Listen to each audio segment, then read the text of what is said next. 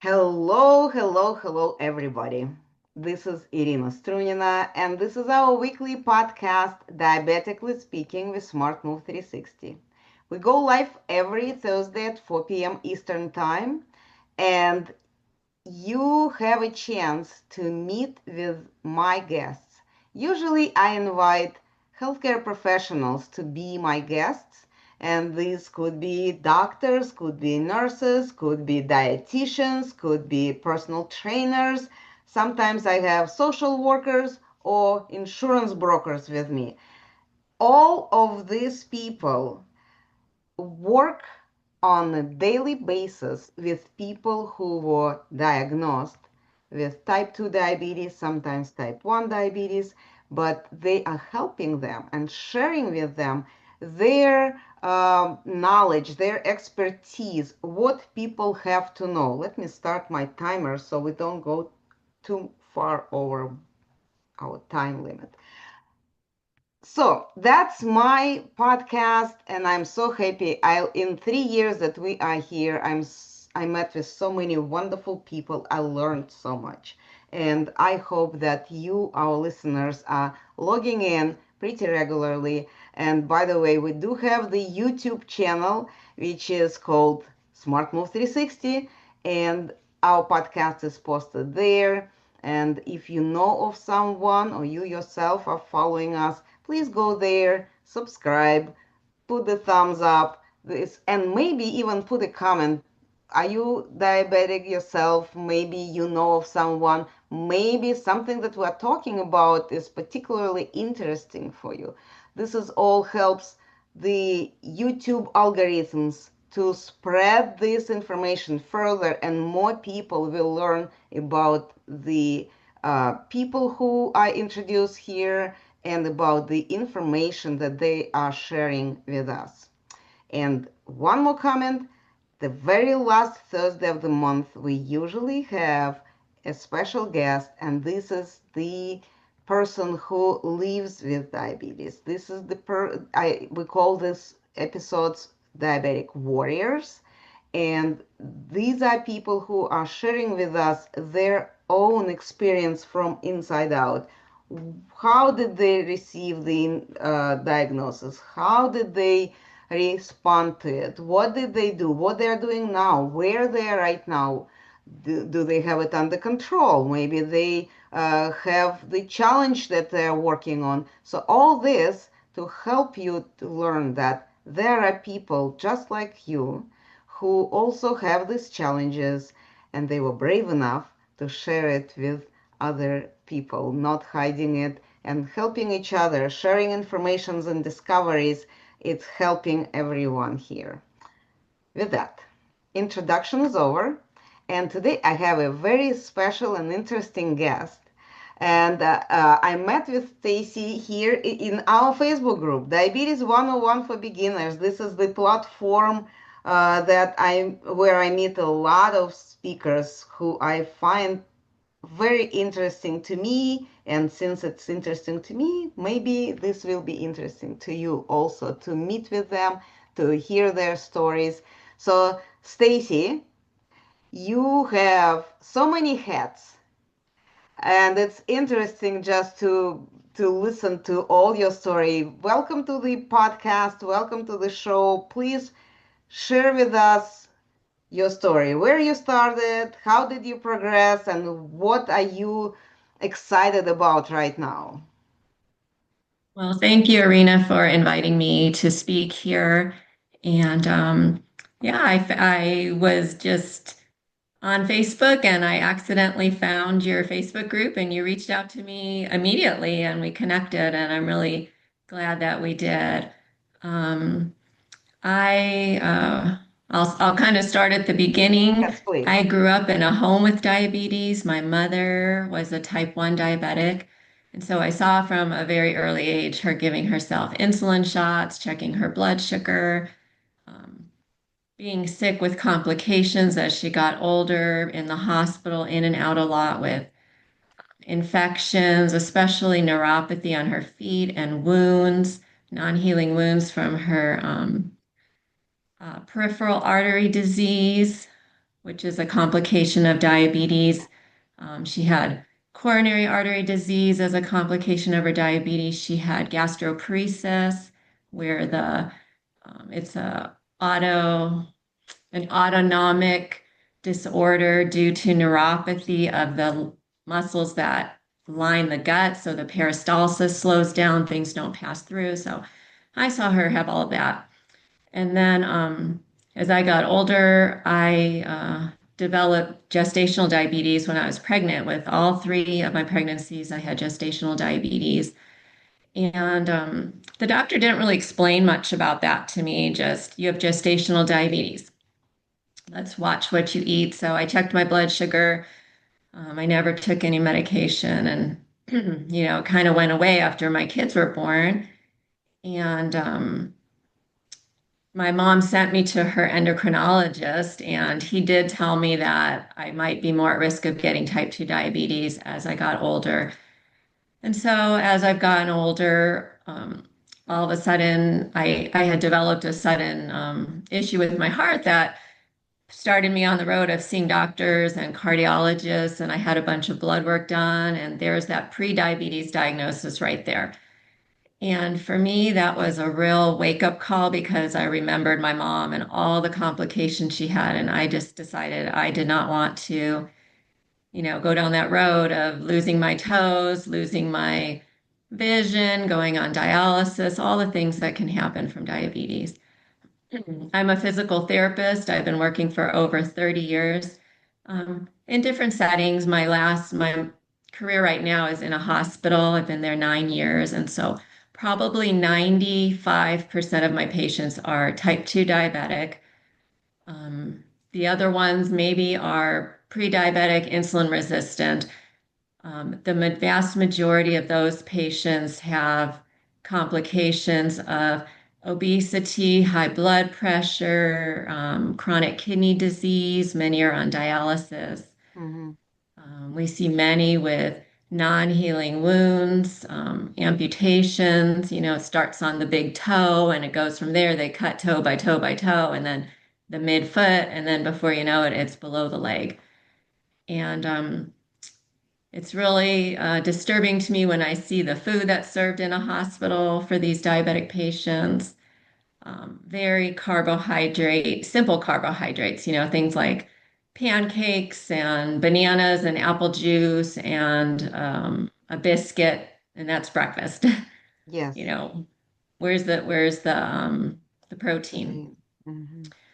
So um, I trying to keep this concise, but just in the past few years, I decided that I wanted to start working with people. I wanted to use my knowledge as a physical therapist in a way to be able to help people that truly wanted to be helped, because the revolving door of hospital stays for patients, it didn't matter what they were there for. They may have fallen and broken their hip, but they fell because they had diabetic neuropathy and Mm-hmm. they had diabetic retinopathy, so they couldn't see very well and they couldn't feel very well, and that led to their fall with their hip fracture. I wanted to work with people and be proactive and preventative, and um, so that's where I kind of I've transitioned to I'm now a certified health coach, and I'm able to work with people to help improve their metabolic health, lower their insulin resistance, get better control of their blood sugars. Um, it is possible to put pre-diabetes and type 2 diabetes into I'll call it remission. We're not curing it, because if we go back to eating that, Exactly. high carbohydrates, simple carbohydrates, all the processed foods, things like that, we overwhelm our system and our blood sugar creeps up and we're back to where we started. But if we're willing to make some lifestyle changes, some nutrition changes, it's possible to reverse, a lot of that. People Mm-hmm. are getting off medications. People are reversing diabetic neuropathy. They're getting the feeling back in their fingers and toes. They're decreasing their risk of heart disease. So many things that are possible.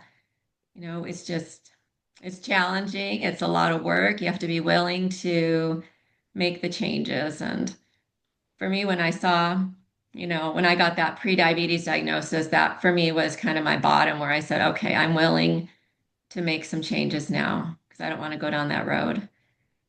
And Absolutely. This is something that I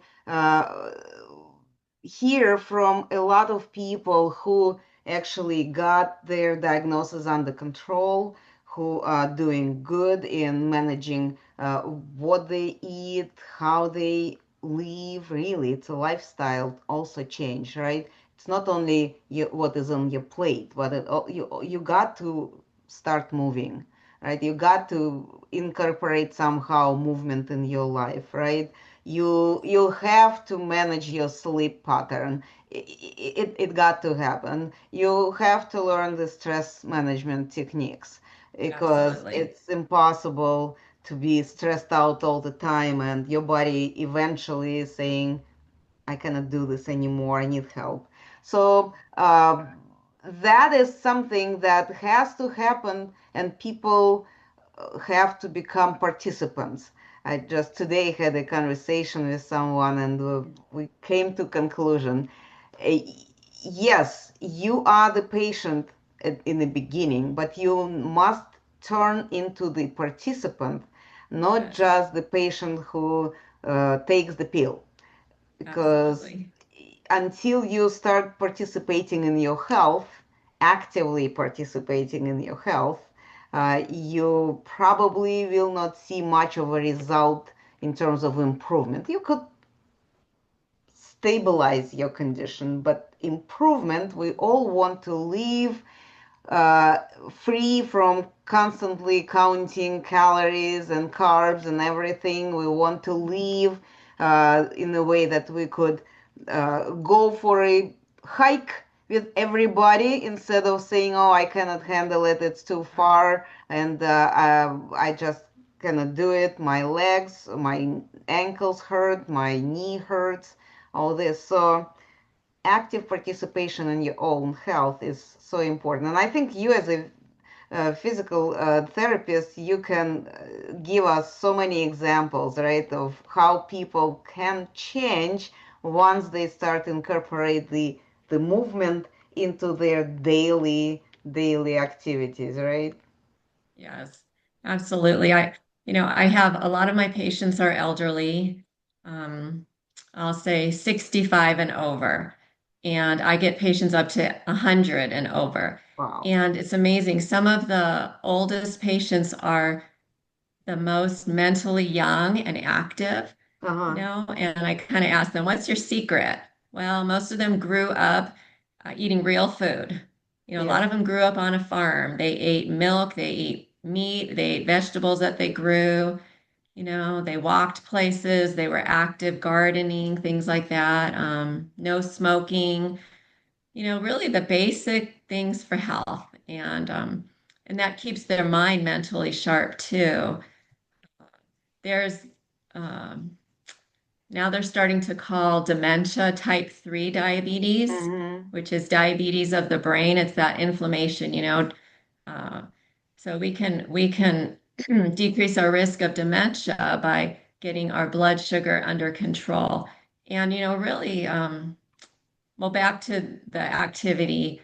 I have patients that I say, okay, if you can't walk, let's just stand up. Let's just stand up and sit down from the chair 5 times in a row every hour. Let's every time you go to the bathroom, stand at the counter and raise up and down on your toes, march in place. Walk from this chair to that chair and sit down. And when you're recovered, walk back to the other chair. You got to start somewhere. And a lot of people are so inactive that they literally cannot walk, around the block. They can't walk down the hallway in their house. So, some people, they have like a little bicycle pedals. They can just sit in the chair and pedal their bicycles. So I'm working with a lady right now. She's 87 years old.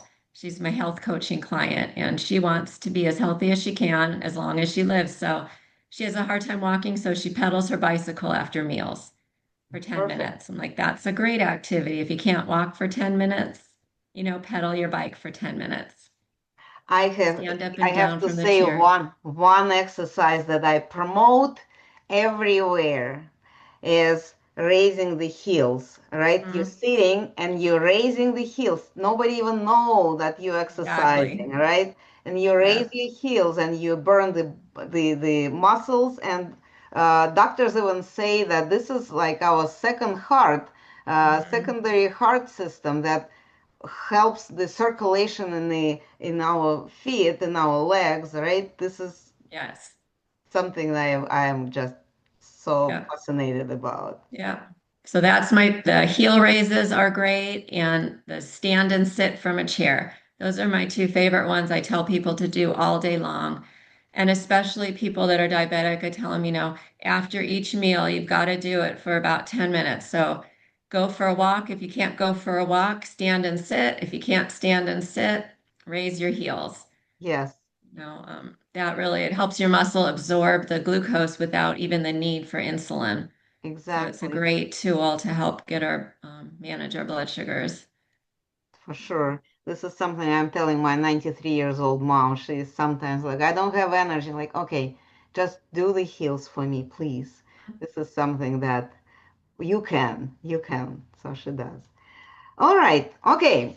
Stacy, this is all wonderful information and it's good introduction to you. So our listeners will have a chance to say, maybe I need to speak with this physical therapist lady, and maybe we could pick up some good ideas with her and all this. And plus, you live in Oregon, right? So maybe Arizona. oh, Arizona. You, oh gosh, this is even drier. So you live in Arizona. This is the place. The state is big, and the distances are long. So maybe someone can decide that I would like to meet with her in person and come to visit you. So this is great. But one of the reasons why I got so excited to meet with you and why I reached out and I'm so happy that you responded is that lately you decided to do something different that also will help people, but also interests you, that kind of great transition from working in the hospital eventually to maybe work independently as a very different health uh, health care uh, professional. So please share, what are you doing now?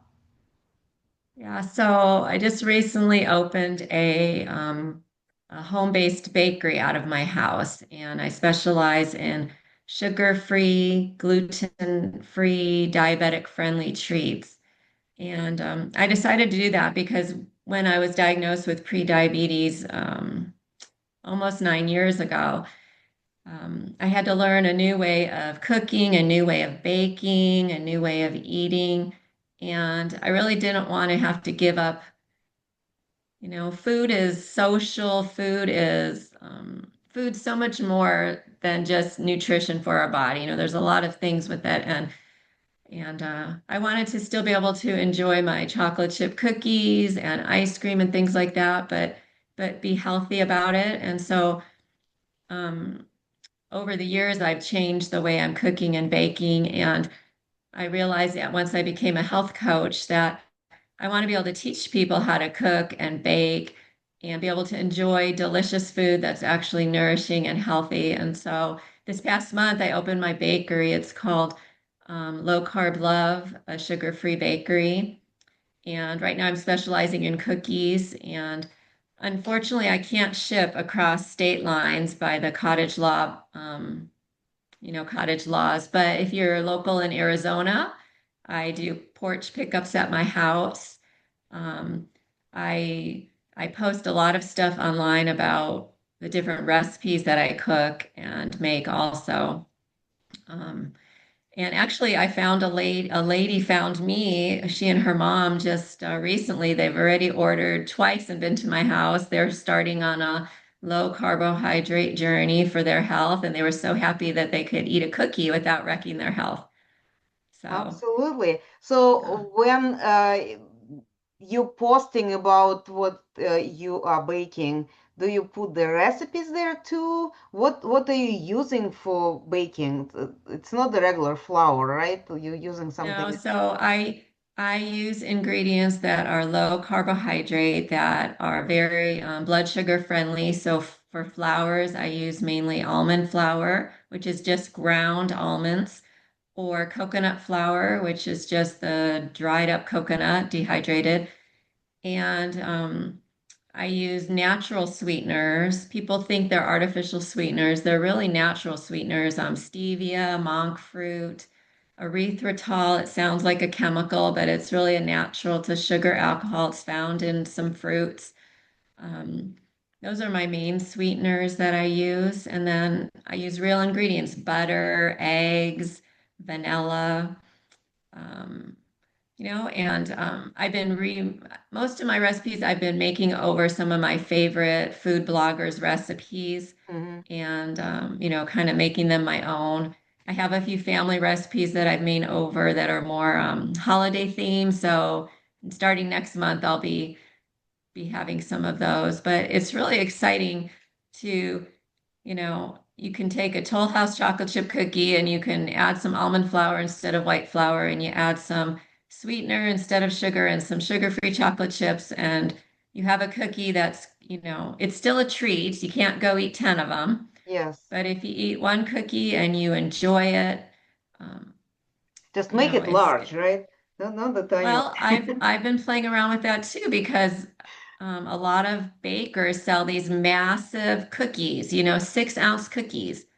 Well, our goal is to keep our blood sugar stable, keep our weight stable. We want to be healthy but still enjoy a treat. So I really went back and forth, and I decided I'm going to make a normal size cookie, Uh-huh. because I want people to realize what a normal, healthy portion size is. Hmm. A giant cookie is not a normal size. That's like a size for 4 people to share. Yes. And if you buy a giant cookie, you're not going to share it. You're going to eat it yourself. Especially if it's So, good. so I've been making 1.5-ounce cookies, and then mini ones that are 3/4 of an ounce. And I have all the nutrition, information on there so people can see if they're diabetic, if they're on insulin, they can figure out how much to dose for a cookie. But, generally they're under 200 calories and under like 6 grams of carbs or less per cookie. So it shouldn't have too much of an impact on the blood sugar. You should be able to enjoy a treat. And I've learned too that to keep our blood sugar stable, it's best to eat, our 2 to 3 meals a day with no snacking in between, because every time we eat, our pancreas has to try to push out insulin. And really, type 2 diabetes is a disease of too much insulin. We have too much insulin in our body, and our cells can't use that insulin to take the sugar in for energy. So the sugar just floats around in our bloodstream and it gets higher and higher. So the less we eat, we give our digestive system a chance to rest. And Hmm. so I used to come home after work and I'd eat a cookie. And I was finding that my blood sugar, my A1C was creeping up. And, even though I'm eating my homemade treats that should be good. And I have a really wonderful doctor who helped me problem solve all this. And, we decided I can't have a snack. I need to just, if I'm going to eat my cookie, it's at the end of my meal. It's not a standalone. I don't eat dessert, 3 hours after dinner. I eat it right with my dinner. And Uh-huh. I still get my cookie, but it doesn't impact my blood sugar that way.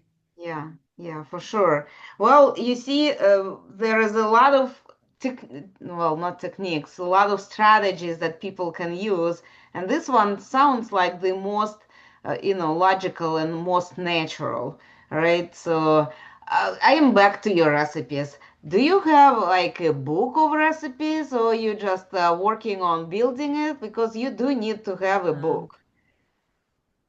I do not have a book yet. Um, this is like in its infancy. I'm just in Uh-huh. my first month. So I have lots of ideas. I'd love to create a recipe book. Um, I'm also trying to think about, oh, No, I'm don't sorry if worry. I'm a little dark. My extra light's gone out. I'm trying to also think about cooking lessons, Yes, online where I would have a recipe, I'd send the recipe and the ingredient list to the client, and then we can make the recipe together. And I have absolutely. lots of recipe ideas for pizza. I make homemade pizza, I make lasagna, um, you know, Perfect. This is something quesadillas. that we will continue Yeah, communicating with you and yeah. developing the opportunities for people to actually participate in your classes and sessions and somehow get access to your information. This is something that I would like to keep going, and so I'm glad that you just developing and that you are all excited about bringing more and that you are having fun, because as we all know, something that we do against our will, against our, if we don't enjoy it, we probably will abandon it quickly. uh, Maybe not that quickly, but sooner or later. If you're excited about it, it's a very different story. So we will be staying in touch, and keep our eyes on you. Meanwhile, if someone right now who is listening to our podcast, and I don't know, they may listen to it in 2025 or maybe in 2027, I don't Uh-huh. know. Um, what do you have a website where people can find you? I do. I have a website that has my health coaching information, and I can do health coaching virtual, so all across the United States. Um, and then I'm on Facebook, and so I have kind of my health coaching page on Facebook, and then on Instagram, I also have my health coaching info and my bakery info, and all of that is also linked on my website. Okay, so And what I will do in the information section for this video, I'll put the link for your website so people will be able to reach out and get in touch with you, at least to be able to follow you. We will talk about it because there are more opportunities to work with me. As you, mhm, I think, know, I am building a hub mhm, on everybody's phone. So the app that I have, Diabetes 101 app, that would have a section that will be specifically for people, for coaches who are cooking, baking, mhm, making recipes. So our people who would like to have everything on their phone available so they could download it or connect, they will have a chance to reach out real quickly without scrolling a lot of different resources that are available. Perfect, Stacy. Thank you very much. I am so happy that we were able to put together this call today. Before mhm. before we say goodbye, I would like to just everybody to remind you that in our Facebook group, Diabetes 101 for Beginners, we have every other Wednesday we host the. Where is my? Oh, I lost my logo. All right, we host the uh, meetings. We call them support group meetings. It's every Wednesday at 7, not every other Wednesday at 7 p.m. Eastern Standard Time. So we invite anyone to join us there.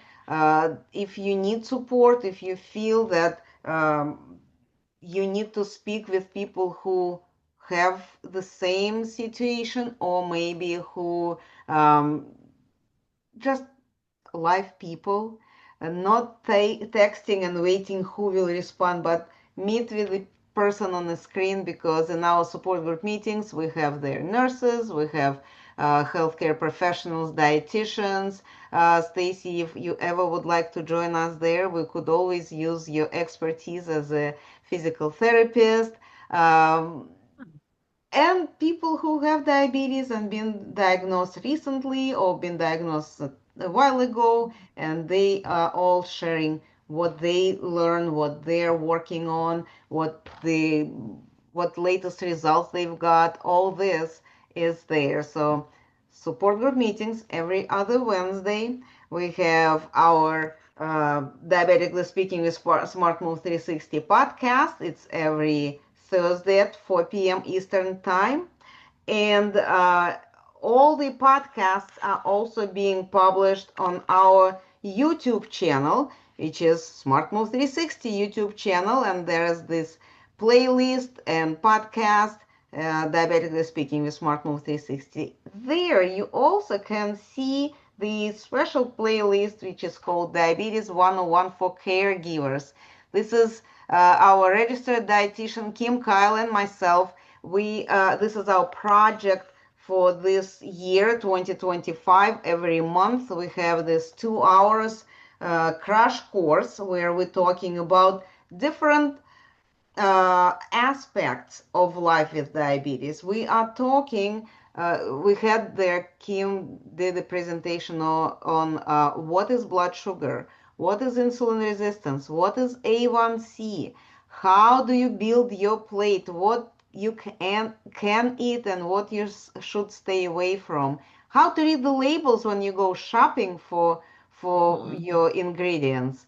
We were talking what are good. One of the presentations was what is good snack for person with Mhm. diabetes and when it's a good time to actually snack and all this. We had one presentation on breakfasts, how to build a diabetically friendly breakfast that will help you to stay satisfied, full during the morning part of the day till lunch, and you're not reaching out for snacks. You had a good breakfast.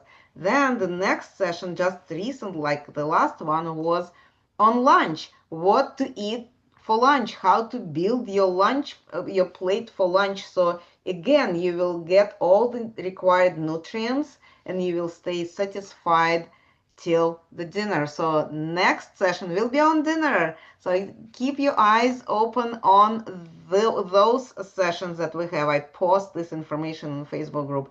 And of course, now I am talking about our app. It's finally officially posted and you can download it from the Google Store or Apple Play. It's there, Diabetes 101. And this is where I am going right now. There is not much information, just very basic.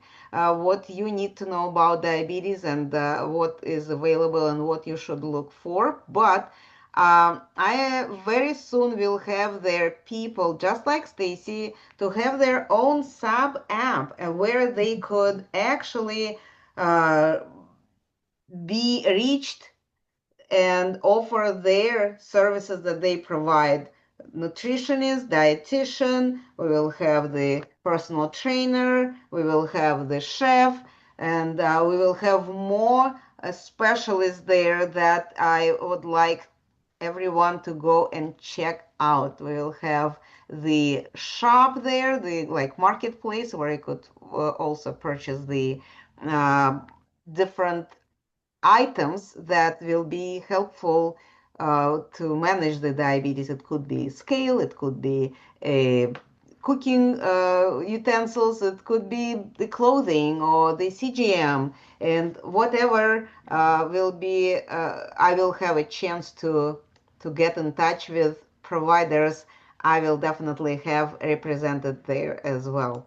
So with that, after this small commercial, I would like to thank you, Stacy, for joining me today. This is a great conversation, and I am so happy that you had time to join me because people got to know.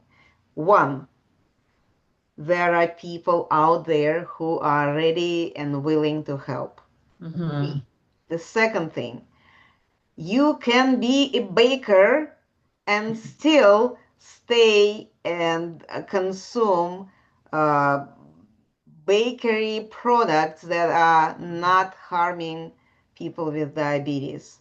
Yes. And see, there are more opportunities or possibilities to meet out there. So don't get uh, very disappointed. I mean, this is a disappointing news, but we can live with that. We can live with that and live a full life and enjoy it and enjoy the people around us and activities that we can do as long as we are participating in our health, as long as we are participants, right? Yeah. Well, thank you so much, Arena. And I'm fascinated with that app. I think that sounds fantastic, and I'd love to talk to you more about that another time. Absolutely. Looking forward Yeah. to future conversations, and we will just keep working on helping people and providing them more opportunities to help help themselves and having access to experts who can help too, provide the guidance, provide the support and accountability Mhm. as well. Yes, I think the most important thing is that they need to be willing to help themselves. It's not a passive thing. They have to be an active participant, and they'll be really pleased with their progress. Absolutely. And we're here Mm, to cheer you up and celebrate yes. with you. All right. Thank you, everybody. See you next week. Thank you for listening. Please share. Please like if you're watching it on the YouTube. And let's talk more. Have a great day. Bye-bye. Thank you.